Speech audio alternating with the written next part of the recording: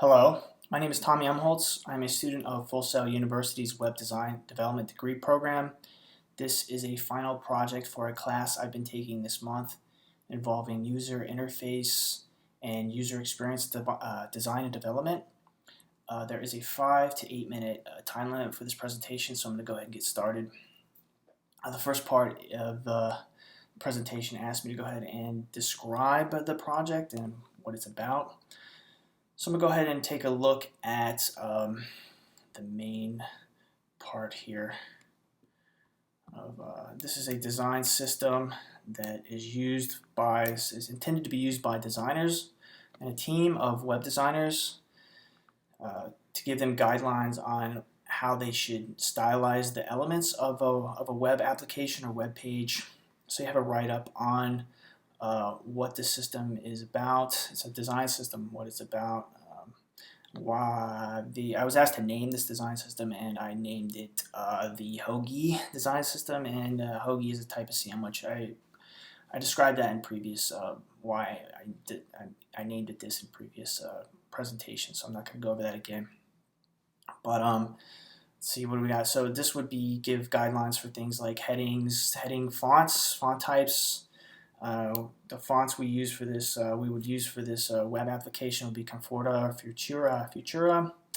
And then for headings 1 through 6 in a paragraph, you got colors of the heading and the size, the points and M's, 3.6 all the way down to 1.2 for H6, stuff like this. You got grid layouts, kind of tone of voice and rules.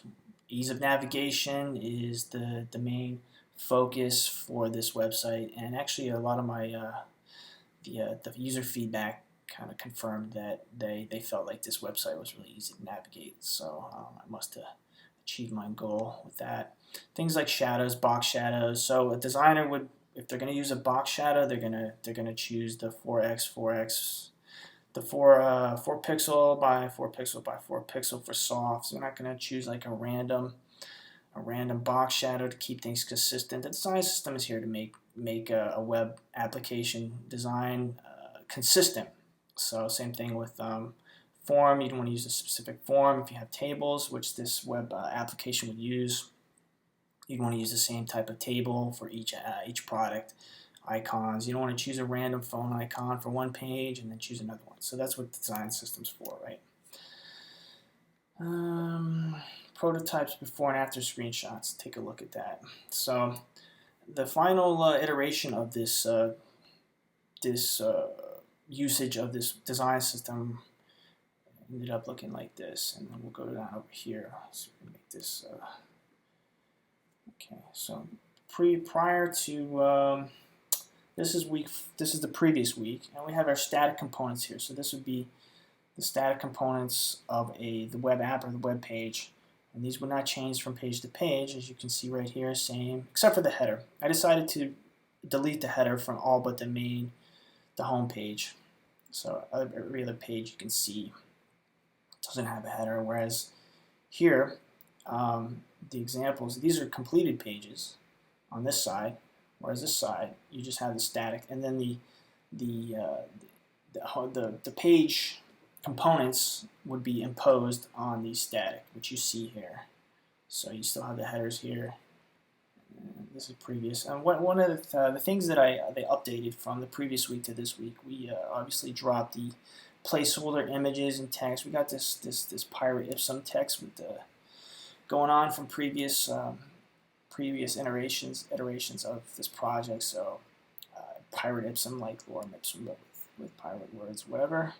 Drop the pirate ipsum, and we got actual placeholder, relevant placeholder text and placeholder images. Same thing here. We got dropped this, updated the table. We got dropped this bootleg looking table right here, and we got like a legitimate table, legitimate thumbnails, that sort of thing, certificates. And like that. So there's comparison from previous iterations to the final iteration of this project. Outline the important discoveries made during user testing. Well, that's the most important part of this presentation is at the beginning of the month I was asked to survey or talk to potential users of this website and get some feedback from them. And 2 of those potential users ended up being answering the survey for me as well. So I got a lot of good. I used their initial feedback from the beginning of the month and was able to implement that feedback into the final presentation, the final product. And let's go ahead and take a look at these. When I sent out a survey, it was 5 questions, and so things like look, about. Okay, let's take a look here. Look, Ime, in the initial questions, some of the initial questions I asked her at the beginning of the month were about what she likes to see, and she likes to see less of an industry. She works in this industry. She's one of the users, potential users, and so she prefers to see a more lifestyle-orientated imagery and branding and design with like pictures of green fields and people speaking to each other and this type of thing versus like industrial machinery and like that. So I implemented that into my design, and she felt when she took this ending survey that it was comfortable, right? That was her words.